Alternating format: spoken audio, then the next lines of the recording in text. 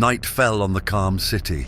The streets are deserted, with only a few lanterns illuminating the darkness, but something unusual is happening today. In the distance, a heavy step is heard, which is getting closer every moment. And so he appears from around the bend, a huge skeleton monster, at least 3 houses long. His eye sockets sparkle in the dark. His bony fingers reach for the ground as if they are eager to catch someone. The monster is slowly moving down the street, looking into the windows of houses. People who find themselves in his ominous field of vision begin to feel a strong horror.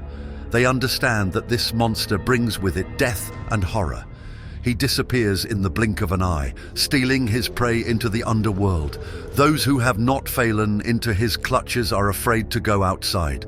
Rumors of a silent villain who only appears at night quickly spread throughout the city. People close windows and doors, hoping that this will protect them from the monster, but even the strongest doors can't stop him. He clumsily enters houses like a ghost and takes his victims to the dungeon. None of the abductees return, and the city is plunged into universal horror.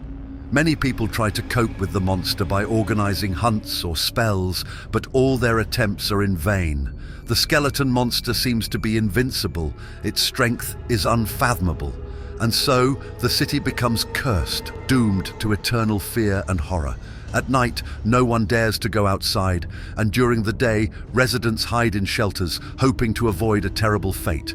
The skeleton monster has become a symbol of horror and death for everyone who lives in this city. His shadow lies on every corner, his eyes follow every step. No one knows when he will return to take a new victim to his dungeon. And so, while the bright day turns into a gloomy night, the city trembles in anticipation of the arrival of its sinister guest. The skeleton monster continues its way through the streets, where its shadows become longer and more sinister.